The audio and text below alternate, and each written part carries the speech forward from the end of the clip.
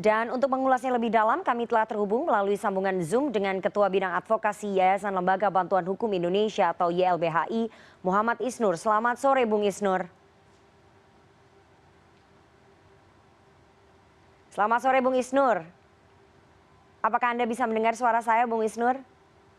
Suara jelas. Oke, Bung Isnur, langsung saja Presiden Jokowi dan pihak istana meminta masyarakat untuk aktif mengkritik pemerintah. Bahkan kritikannya katanya harus pedas dan keras. Tapi di sisi lain, banyak orang ternyata ketakutan untuk mengkritik pemerintah. Apakah kemudian YLBHI melihat masyarakat memang takut dikriminalisasi atau diserang buzzer, Mas Isnur? Ya, faktanya Mbak, pengaduan dan pendampingan bantuan hukum oleh LBH YLBHI Indonesia tahun 2020 itu meningkat tajam. Serangan-serangan terhadap orang yang mengkritik. Ribuan orang ditangkap karena demonstrasi, ribuan orang kemudian bahkan mengalami kekerasan gitu, dan kemudian juga banyak orang dikriminalisasi proses selanjutnya hanya karena misalnya nge-tweet mengkritik, hanya karena misalnya menyuarakan kewajiban sebagai pers, dia di-doxing, dia diretas dan lain-lain. Itu sangat banyak. Jadi sebenarnya bahasa yang tepat bukan meminta masyarakat aktif mengkritik, tapi meminta aparat agar kemudian tidak reaksioner, tidak berlebihan, tidak mengkriminalkan, tidak menyerang orang-orang yang mengkritik. Harusnya perintah Pak Jokowi lebih ke situ, mengingatkan aparat-aparat di bawahnya, bahkan juga mengingatkan para buzzer-buzzer untuk tidak menyerang orang-orang yang mengkritik kepada pemerintah. Oke. Begitu harusnya. Oke, Mas Isnur, selain melakukan doxing dan juga peretasan akun media sosial para pengkritik pemerintah, ancaman kepada para pengkritik ataupun civil society yang memberikan kritik kepada pemerintah itu apa saja menurut catatan YLBHI, Mas Isnur?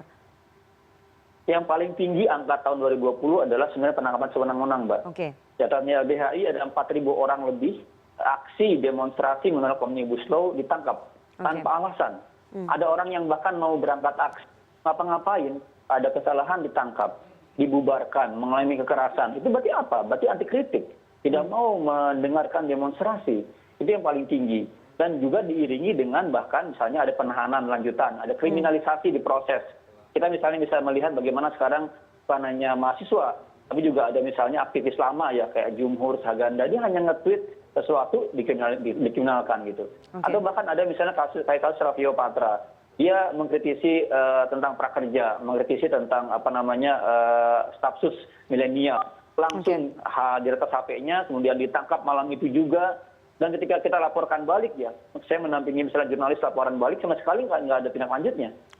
Jadi ada proses di mana semacam hukum ini sangat tajam kepada orang-orang yang mengkritik, tapi kemudian ketika dia menimpa misalnya orang-orang yang dilaporkan ya, meretas dan lain juga nggak ada proses lanjutannya gitu. Itu faktanya, Mbak. Jadi masyarakat kemudian takut sekarang untuk ngomong karena salah sedikit ngomong langsung dibawa ke hukum. Salah sedikit ngomong dikriminalkan. Ya.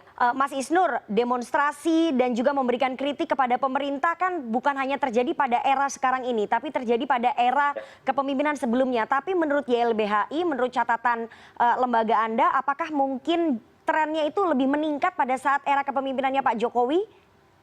Dari segi angka korban meningkat. Tapi yang lebih mengerikan sebenarnya Mbak bukan hanya di korban atau kasus, tapi sekarang levelnya pada kebijakan. Misalnya di aksi Omnibus itu ada surat telegram Kapolri tentang aksi Omnibus. Di sana jelas ada upaya untuk mencegah aksi. Ada kontra narasi dan lain-lain. Jadi levelnya sekarang sudah sampai level kebijakan. Sebelumnya di bulan April misalnya ada juga telegram Kapolri tentang menjerat pidana bagi yang menghina presiden. Padahal itu sudah dihapus oleh Mahkamah Konstitusi pasal-pasal di KUHP-nya. Nah ini yang masyarakat mengerikan. Belum lagi undang-undang ITE yang sekarang semakin kita lihat ya semakin nggak karuan, semakin brutal dipakai untuk mengkriminalkan aktivis atau yang kritik dan lain-lain. Mas Isnur, menurut analisa dari YLBHI, apakah kemudian yang alergi kritik itu memang Presiden Jokowi atau hanya para pendukungnya yang di media sosial ataupun para relawannya begitu, para pendukung presiden? Iya, harusnya presiden bisa mengendalikan semuanya, baik mantan tim sesnya, baik aparat-aparat di bawahnya. Kan Kapolri kan bawahan dia. Harusnya kepolisian, misalnya Pak Presiden memerintahkan Pak Kapolri untuk tidak menggunakan pasal-pasal kriminalisasi terhadap orang yang mengkritiknya. Harusnya dibuka. Jadi satu sisi dia mendorong orang untuk aktif bicara, tapi di sisi lain kemudian ada banyak potensi ancaman terhadap orang yang mengkritik. Jadi masyarakat gimana gitu. Makanya respon atau riset yang terakhir dilakukan indikator kan masyarakat takutan sekarang. Masyarakat dengan sangat paham situasi ini gitu. Oke. Sehingga Artinya masyarakat lebih berhati-hati. Oke, Mas Isnur, artinya ada standar ganda begitu ya. Di sisi lain Presiden mendorong masyarakat agar aktif mengkritik, tapi di sebaliknya begitu malah banyak yang dikriminalisasi sehingga masyarakat takut. Jadi ada standar ganda begitu menurut YLBHI, Mas Isnur. Iya, ada gimana menyuruh aktif, tapi ada pasal-pasal yang sangat karet dipakai untuk mengkriminalkan orang yang mengkritik. Kasus misalnya Prita Mulyasari, kasus misalnya Baik Nuril, dengan sangat jernih. Dia menceritakan tentang apa yang dia alami sebagai korban kekerasan seksual, malah dia dikriminalkan, dia ditangkap, dia dipenjara.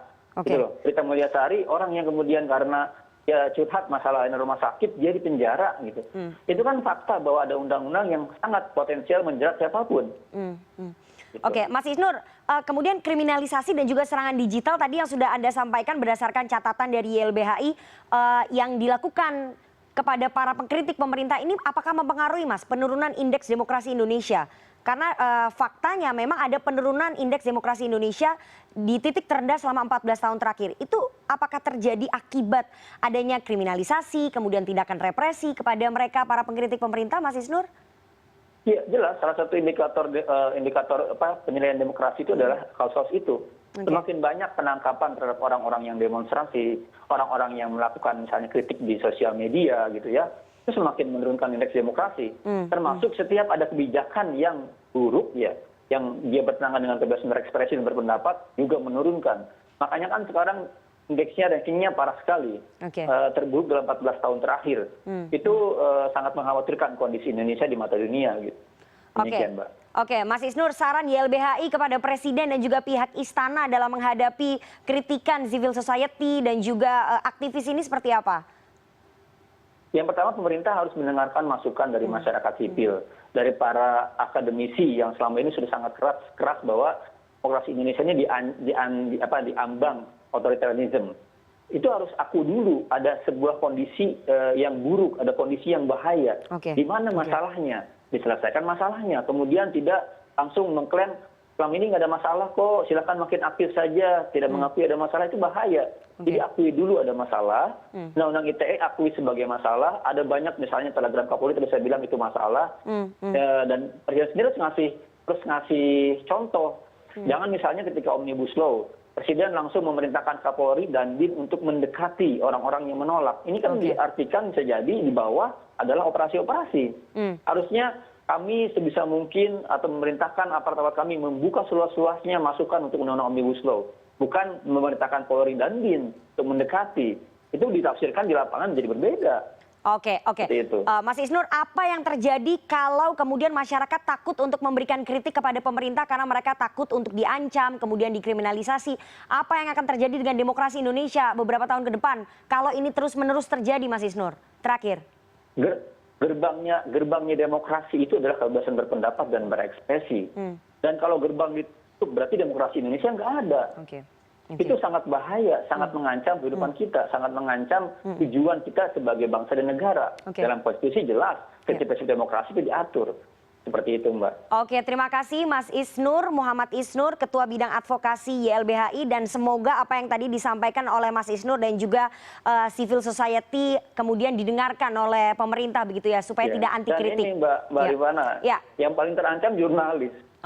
Jurnalis itu sebagai pilar demokrasi keempat yang paling terancam. Oke, kita berharap itu tidak terjadi ya, Mas Isnur ya. Ada jurnalis yang ditangkap dan lain-lain. Oke, kita sangat berharap bahwa hal itu tidak akan terjadi dan demokrasi Indonesia tidak akan mati dan pemerintah benar-benar tidak anti kritik. Terima kasih sekali Mas Muhammad Isnur, Ketua Bidang Advokasi YLBHI atas waktunya kepada CNN Indonesia Newsroom sore hari ini.